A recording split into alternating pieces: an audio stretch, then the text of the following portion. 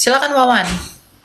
Eh, Maaf ya Kak Eli, aku Muslim ini bertanya. Oh ya, nggak apa-apa, silakan.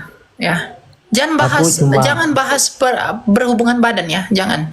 Kristen tuh nggak bahas-bahas ah, begituan. Kalau kalian punya punya begitu-begitu, urus saya di komalmu aja tuh bahas-bahas begitu. Di sini jangan. Ya, ya. Apa yang mau kamu tanya?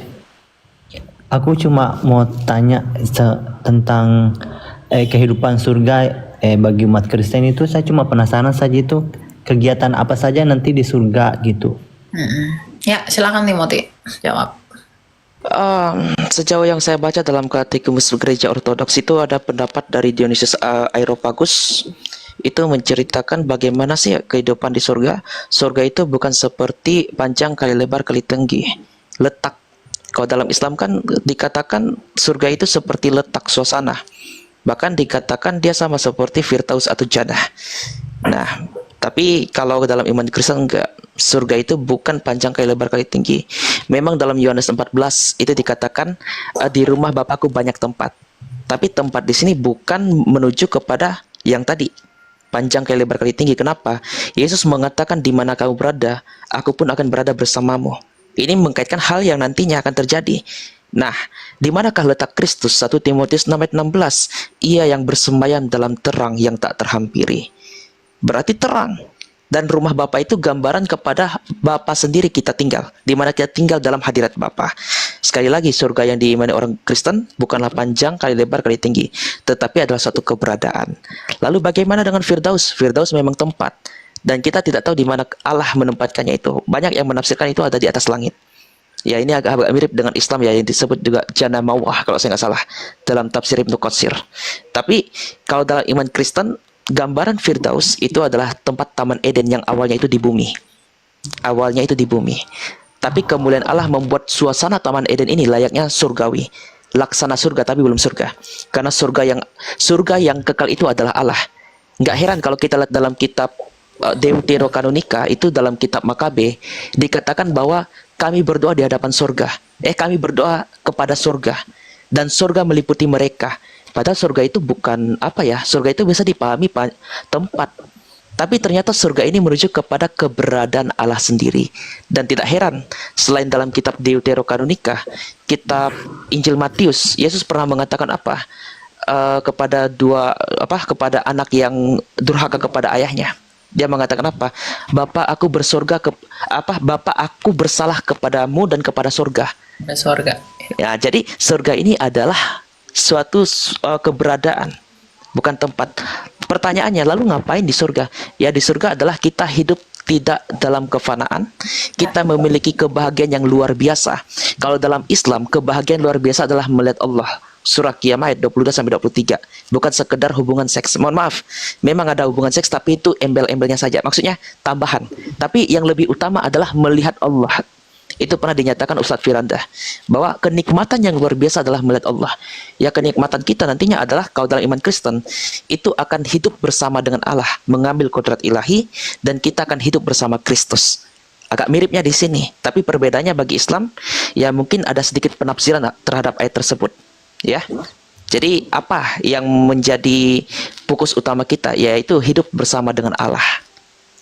Hidup bersama dengan Allah di langit bumi yang baru, dengan keadaan yang tanpa dosa, di mana penderitaan tidak ada, dipulihkan menjadi seperti keadaan yang semula, yakni keadaan Firdaus yang tanpa dosa.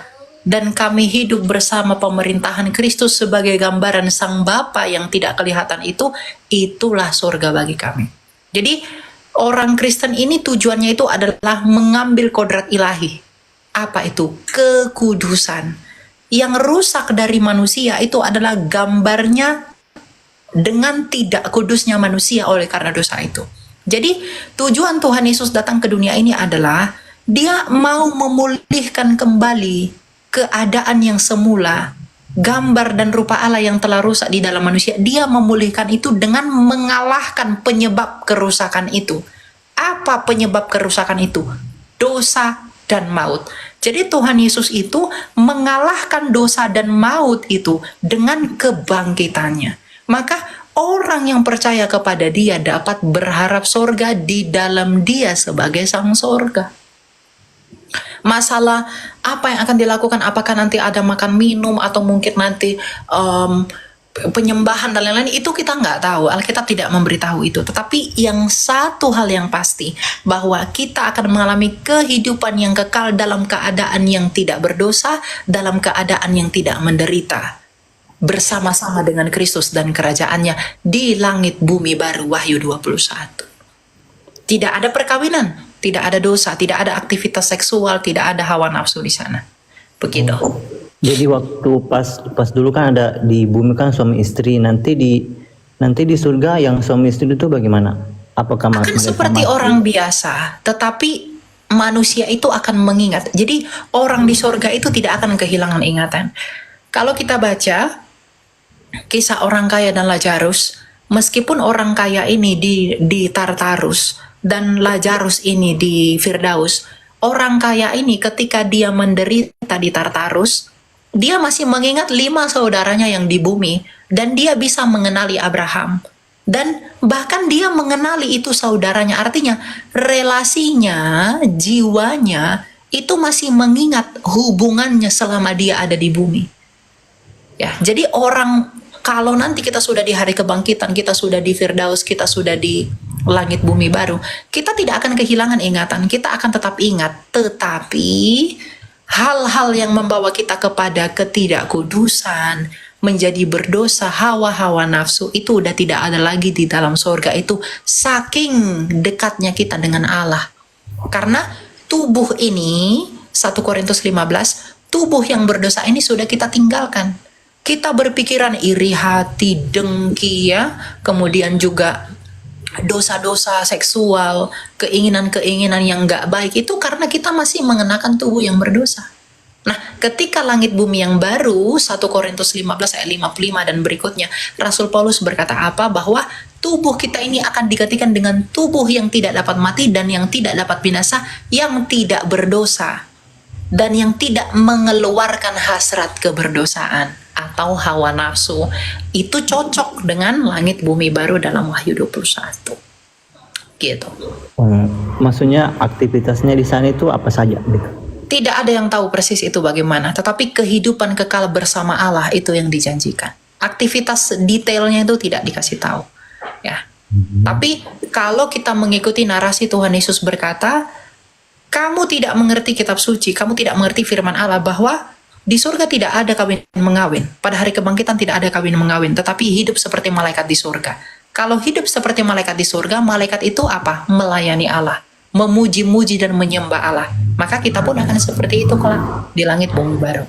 Memuji-muji dan memuliakan Allah di dalam karya-karyanya di dalam langit bumi baru itu.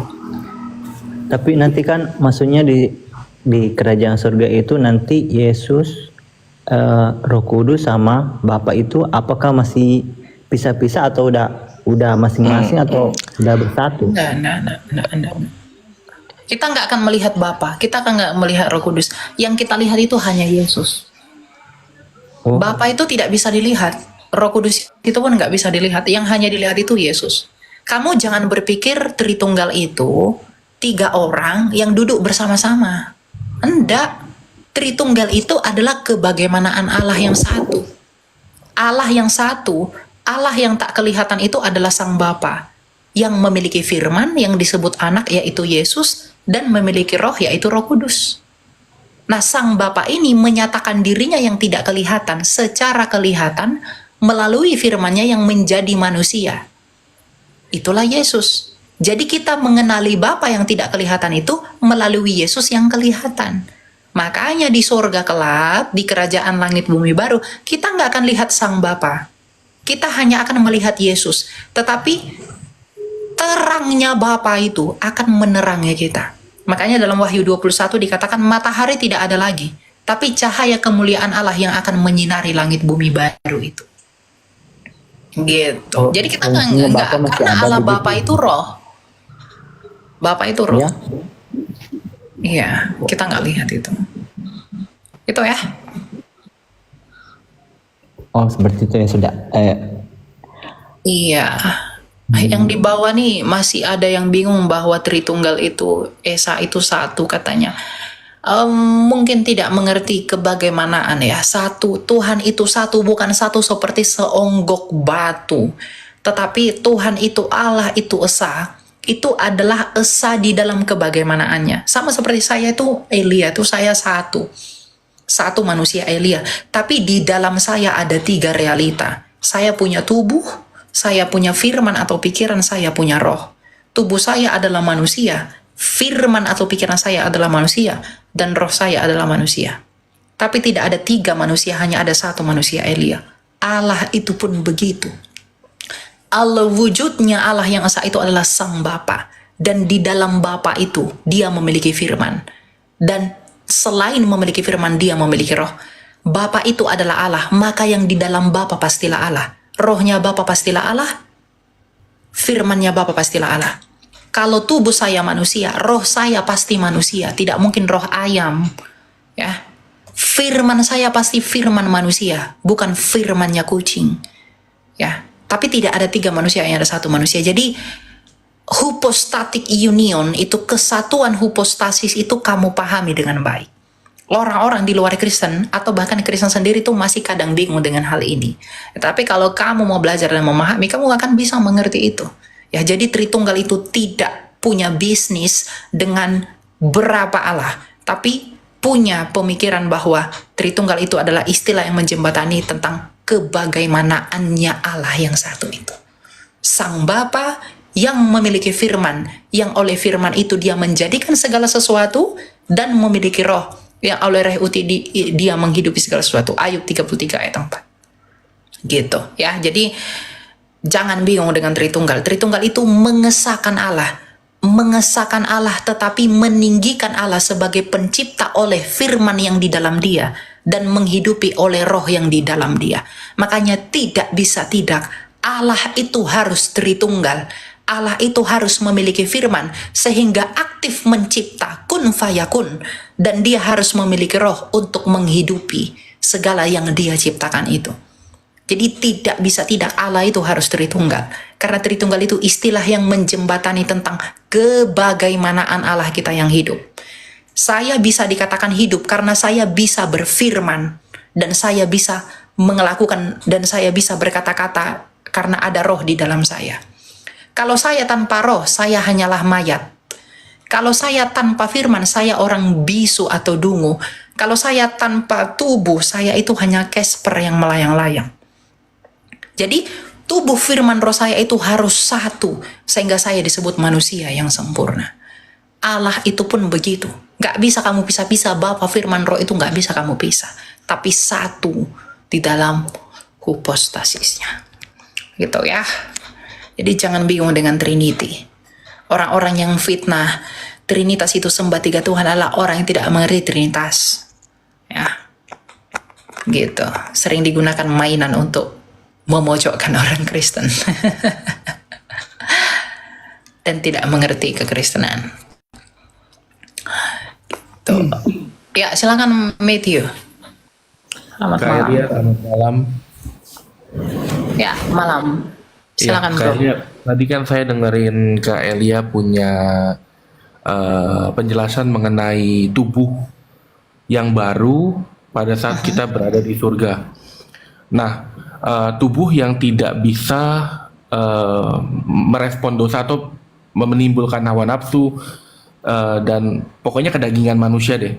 Nah, saya mau tahu gini Kak Elia, awal kejatuhan malaikat sehingga bisa jadi iblis, itu kan dia punya ciri khas yang sama ya, tubuh yang tidak bisa binasa.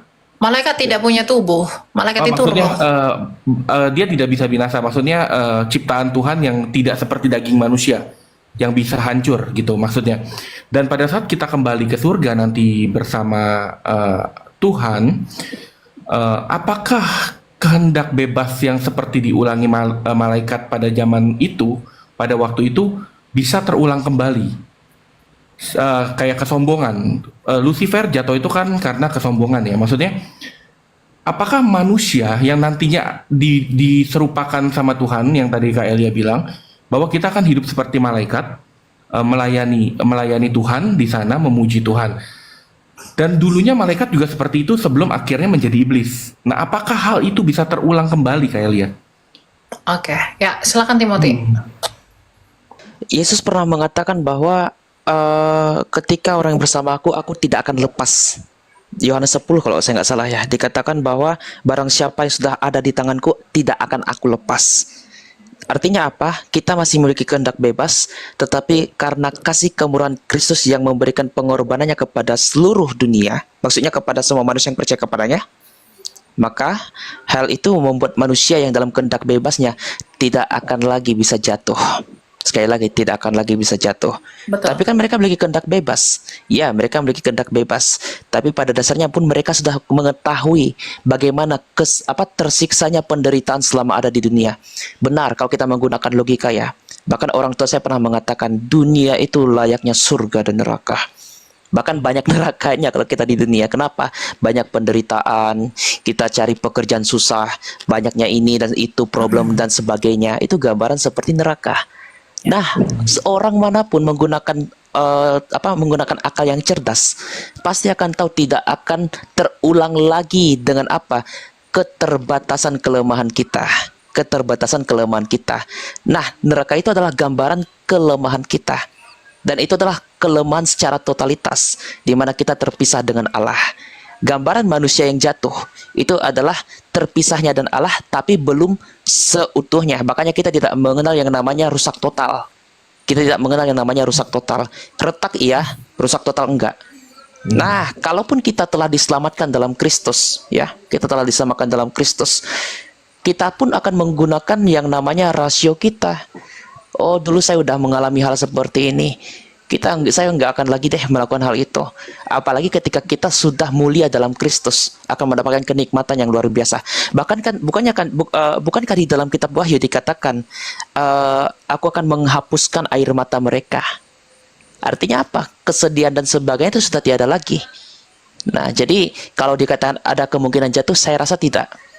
Ya, saya rasa tidak seperti itu.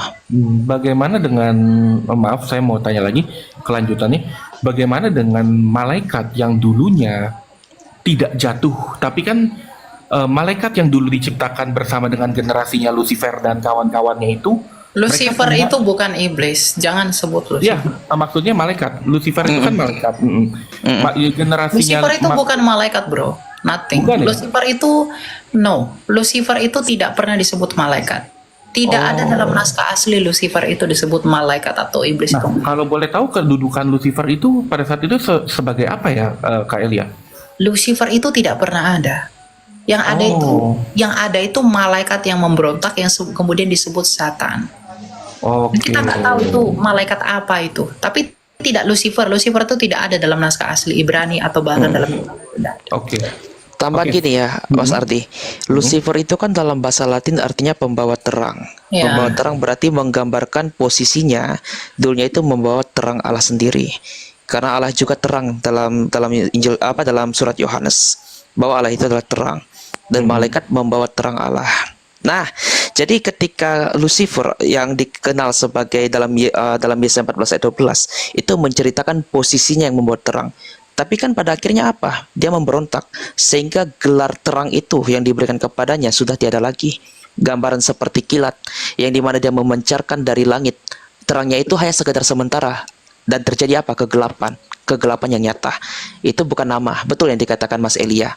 Memang ada penafsir seperti Targum Yonatan, walaupun tidak mengacu Yesaya 14 ayat 22. Itu saya kutip dalam bukunya Peshat dalam bukunya Rita Wahyu Peshat ya, yang pertama, jilid pertama. Warna merah itu ya? No, bukan merah. Yang pertama kitab Kejadian, genealogi terhadap awal penciptaan. Itu ditafsirkan Targum Yonatan sebagai Samael, pangeran Allah. Gelar malaikat, tetapi dia memberontak sehingga dikatakan pemberontak. Samael, pangeran Allah. Tapi Yesaya 14 itu bukan untuk Babel lah itu. Iya. Tapi ini sebenarnya multitafsir ya. Karena ada yang mengatakan ini kepada iblis. Karena gini Kak Elia, contohnya seperti ular yang di dalam kitab Kejadian. Itu kan simbolis, bukan berarti ular itu yang menghasut, tapi gambaran simbolis dari iblis. Karena lidahnya bercabang dua, iblis itu juga bercabang dua. artinya mudah menghasut dan juga mudah membunuh. Nah, itu simbolis. Jadi Yesaya 14 ayat 12 memang itu bukan digambarkan untuk iblis sebenarnya, tapi untuk Raja Babel. Tapi bisa diartikan juga sebagai simbolis terhadap penguasa Babel, yaitu adalah iblis. Ya, itu multi tafsir sebenarnya. Tapi saya lebih mengacu kepada kitab Kejadian 3. Saya lebih mengacu kepada hal itu. Nah, terkait pertanyaan Mas tadi, posisi malaikat ini itu sudah dikatakan oleh Mas Elia. Mereka itu immortal. Jadi kalau mereka jatuh, mereka tidak akan selamat. Karena apa? Posisi mereka kekal. Mereka hancur total, betul. Mereka hancur total, berbeda dengan manusia. Manusia bukan hancur total. Manusia itu retak. Makanya saya suka menggambarkan seperti ini, Mas. Umpamakan gelas. Saya nggak tahu apakah ini sama dan Anda ya. Saya punya gelas perenjak. Hadiah dari teh perenjak. Itu kalau jatuh, tangkainya itu udah patah. Tapi kami masih pakai. Masih pakai. Dan kalau seandainya ada ahli dalam desain, ya itu kan dari keramik ya atau tanah liat, itu masih bisa dibentuk kalau mau diperbaiki. Pertanyaannya, umpama gelas yang jatuh pecah berkeping-keping dari lantai 2 umpamanya, bisa nggak dipakai? Mas Arti, bisa nggak gelas itu dipakai? Nggak bisa kalau berkeping-keping. Ya sudah, gambaran iblis seperti itu. Karena apa? Kejatuhannya paling tinggi. Manusia itu kejatuhannya paling rendah. Dan itu belum memakan buah ya dalam kitab Kejadian 3 ayat 19 itu. Sebenarnya manusia itu sama seperti kita. Maka itu janganlah ia menyentuh buah ini. Buah apa itu? Buah, kalau satu kan buah pengetahuan, buah pengetahuan baik dan jahat. Satunya buah pohon kehidupan. Kita akan memakan itu dalam kitab Wahyu 22. Tapi nanti kalau kita sudah diuji keimanan kita. Jadi Adam dan Hawa dilarang makan buah itu. Karena apa? Kalau mereka makan, mereka akan sama seperti iblis. Jatuh total dan rusak. Tidak dapat diselamatkan. Begitu ya? Tapi lagi pula ya saya tambah ya mengenai kalau kamu bertanya apakah di surga itu kita punya free will, lalu free will itu akan memberontak lagi. Tidak. Kenapa? Coba kita baca dalam 2 Petrus 1 ayat 4 ya. Katakan begini. Dengan jalan itu, ia telah menganugerahkan kepada kita janji-janji yang berharga dan yang sangat besar, supaya olehnya kamu boleh mengambil bagian dalam kodrat ilahi dan luput dari hawa nafsu duniawi yang membinasakan dunia. Jadi tujuan orang Kristen itu sebenarnya adalah bersatu, mengambil bagian di dalam kodrat ilahi, berteosis dengan yang ilahi, dan kita bersatu di dalam kodratnya itu. Kodrat ilahi itu yang bagaimana? Bebas tetapi tidak berdosa. Kebebasannya itu tidak akan menimbulkan keberdosaan. Nah, ketika kita sudah bersatu di dalam kodrat itu, di dalam langit bumi baru, bersama dengan kerajaannya, maka kita akan luput dari hawa nafsu duniawi yang membinasakan dunia. Tapi Jadi begitu. Ya. Oke. Maksudku gini Kak Elia, kan waktu generasi malaikat yang pertama itu yang sebagiannya jatuh, yang sebagiannya berpihak pada Allah dan sebagiannya jatuh, mereka kan diberikan kehendak bebas. Nah, kita bisa tahu ya, maksudnya gini, kesombongan itu adalah salah satu ambisi duniawi, kedagingan, ingin menguasai sesuatu, ingin berkuasa, ingin dipuji, itu adalah sifat sebenarnya kalau kita bilang sifat yang dimiliki oleh manusia yang saat ini berada di bumi. Dan bagaimana bisa pada saat itu malaikat yang diciptakan kodratnya berbeda, bahkan Tuhan sendiri pernah bilang ya bahwa kita lebih sempurna daripada malaikat gitu. Kalau saya nggak salah dengar, mohon kalau salah mohon dikoreksi. Bagaimana? Dan ya saya pernah dengar ada beberapa pendeta khotbah bahwa manusia itu lebih mulia diciptakan daripada malaikat. Betul, betul. Nah, maksud saya gini, manusia yang begitu mulia saja bisa memiliki hawa nafsu, keinginan, dan pada saat itu kan manusia belum diciptakan. Awal mula ciptaan pertama itu kan dari malaikat dulu ya, sebelum dia jatuh ke dalam dosa, maksudnya seperti itu. Nah, bagaimana generasi malaikat yang selamat itu yang berpihak pada Tuhan itu, apakah setelah kita kembali, semua manusia itu kembali ke surga, perasaannya atau sifat dari malaikat itu akan disamakan dengan manusia. Karena kalau tidak disamakan, mereka masih punya kehendak bebas yang dulu, yang mungkin saja bisa mempengaruhi manusia seperti generasi sebelumnya yang jatuh ke dalam dosa gitu kayak Lia maksudnya. Apakah gimana kondisi malaikat yang pada saat itu satu angkatan sama yang jatuh itu loh, kayak Lia. Nah ya kita buka dalam ini ya. Yudas 1 ayat 6. Dan bahwa ia menahan malaikat-malaikat yang tidak taat pada batas-batas kekuasaan mereka, tetapi yang meninggalkan tempat kediaman mereka dengan belenggu abadi di dalam dunia kekelaman sampai pada penghakiman besar. Jadi begini, ketika malaikat itu memberontak kepada Allah, memutuskan untuk will-nya yang free, itu digunakan untuk, jadi jangan berpikiran bahwa dosa yang sudah ada dalam surga itu membuat mereka memberontak. Tapi will-nya mereka ketika hendak memberontak itu menjadi awal dosa langsung dilempar. Ya, karena surga itu Allah sendiri, dia tidak bisa bersatu dengan Allah. Jadi dia mengambil bagian keluar dari dalam, maka dikatakan terlempar dari surga. Ya, nah bagaimana malaikat-malaikat yang dulu itu tidak ikut memberontak kepada Allah, karena yang diseret oleh malaikat yang memberontak itu adalah sepertiga bintang. Ya, di dalam Wahyu sepertiga bintang itu adalah simbol malaikat. Jadi sepertiga dari malaikat-malaikat itu yang terseret jatuh di dalam pemberontakan itu. Bagaimana yang 2/3-nya? Apakah nanti mereka akan memberontak kepada Allah? Tidak. Kenapa? Karena Tuhan sudah membatasi kekuasaan mereka. Seperti yang dikatakan dalam Yudas 1 ayat 6 tadi. Sudah dibatasi, ya, sudah dibatasi menurut apa yang Tuhan kehendaki, gitu loh. Karena gini, wahyu ilahi kepada malaikat itu adalah menjadi pesuruhnya Allah menyampaikan pesan bagi karyanya penyelamatan manusia untuk dipulihkan kembali pada keadaan semula. Dan ketika itu sudah selesai, maka Allah membatasi malaikat dan kerajaannya berjalan bersama-sama dengan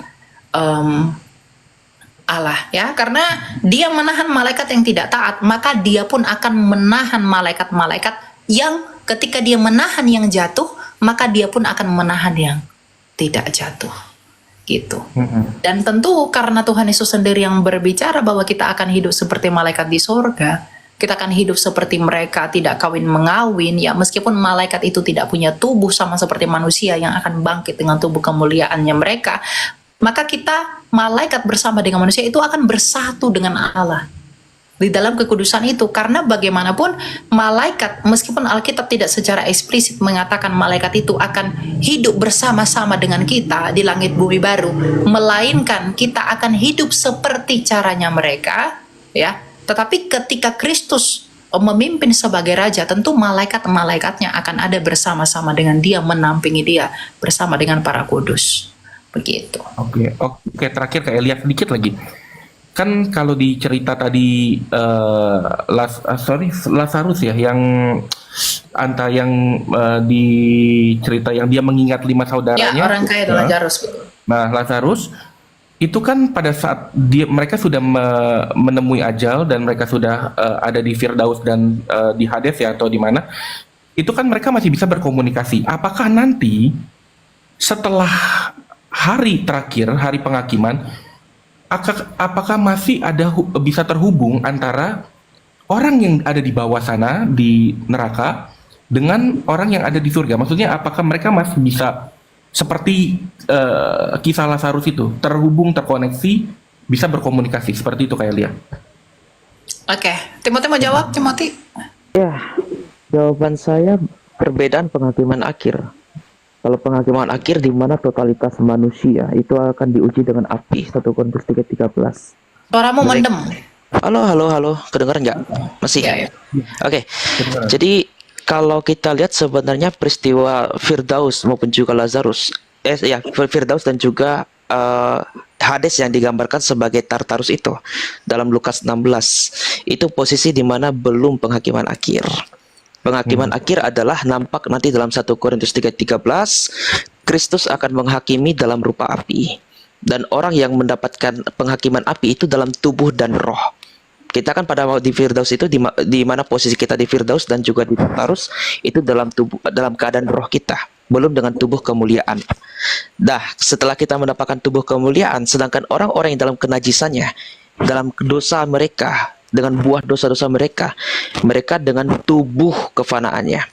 Jadi mereka ketika mendapatkan atau menyentuh api Allah itu, mereka betul totalitas terpisah dengan Allah dan kemungkinan besar terlepas total terpisah juga dengan manusia yang dimuliakan dalam kodrat ilahi. 2 Petrus 1:4, yang dimana kita akan mengambil kodrat ilahi secara sepenuhnya, dimana kita hidup kudus di hadapan Allah dan selalu bersama Allah, berbeda dengan mereka yang sudah tidak lagi bersama dan Allah, terpisah secara totalitas. Nah, apakah ini dapat dipertanggungjawabkan? Ini teologi menah, tafsir saya. Jadi kalau bisa dibantah dengan berdasarkan Consensus Patrum, saya akan tunduk terhadap penafsiran Consensus Patrum maupun juga apa yang disampaikan bapak-bapak gereja. Tapi sejauh yang saya amati, perbedaan penghakiman akhir layaknya dalam tradisi gereja timur maupun gereja barat, di mana mereka meyakini bahwa di alam Tartarus orang masih bisa diselamatkan. Berdasarkan Matius 12 ayat 32, kalau mereka tidak menghujat Roh Kudus, mereka masih bisa diselamatkan, kecuali pada penghakiman akhir Matius 7 ayat 21 sampai dan 23. Berarti posisi di mana mereka nantinya di penghakiman akhir sudah tidak ada lagi komunikasi antara mereka yang hidup dalam keterpurukan dengan dosa mereka dan mereka yang hidup dalam kekudusan. Itu penafsiran saya. Bukan penafsiran saya kalau terkait dengan mereka yang dapat diselamatkan sebelum penghakiman akhir, itu memang tafsiran gereja. Tapi kalau komunikasi di akhir zaman, di penghakiman akhir, mereka yang sudah totalitas mendapatkan kodrat ilahi secara penuh, dan mereka yang di dalam alam neraka itu, yang dikenal bukan lagi Tartarus tapi neraka, itu tidak ada lagi komunikasi. Itu teologi mena saya. Gitu ya. Oke. Berarti yang di Tartarus itu belum final ya, mereka masuk Belum. neraka atau surga ya? Iya, karena Matius Dan 12 ayat masih bisa 32 itu diselamatkan. jawabannya. Karena menurut pandangan Bapak Gereja seperti Markus dari Efesus dalam Matius 12 ayat 32, ada kalimat seperti ini. Barang siapa yang menghujat anak, ia masih dapat diampuni. Barang siapa menghujat Roh Kudus, ia tidak akan diampuni. Di dunia ini tidak, dunia akan datang pun tidak. Ini kan konteksnya menghujat Roh Kudus. Lalu bagaimana dengan menghujat anak? Dalam arti Roh Kudus belum menerangi mereka, belum menginsyafkan. Yohanes 16 ayat 8. Ya, mereka masih dapat diselamatkan. Karena apa? Dunia akan datang, disinggung. Ayat terakhir dari ayat itu. Jadi dalam tafsiran para bapak-bapak gereja terdahulu, tidak heran kenapa ada doa untuk orang-orang yang sudah meninggal, sekalipun mereka di alam Tartarus, karena kemurahan Allah. Sekali lagi, karena kemurahan Allah loh ya. Itu kita kembali lagi kepada kemurahan Allah. Allah akan mengampuni atau tidak. Sama seperti, makanya kita kalau berdoa selalu mengatakan seperti ini, Bapa, selamatkanlah mereka atas kerahimanmu, tapi jangan kehendak kami yang terjadi, maka kehendakmu yang terjadi. Itu kembali lagi kepada, Tapi apakah itu berlaku bagi orang yang tidak mau percaya kepada Kristus? kalau mereka tidak percaya kepada Kristus, sedangkan mereka sudah tahu tentang Kristus, yaitu berarti menghujat Roh Kudus, dan mereka Ya, tidak akan mereka diselamatkan. berarti nggak bisa kan? Iya, iya. Kalau Ya. konteksnya menghujat Roh Kudus nggak bisa. Ya. Oke, thank you Kak Elia, thank you Kak Timothy. Saya dapat insight baru dari diskusi malam ini. Selamat malam. Oke, ya. Ya, selamat malam. Shalom.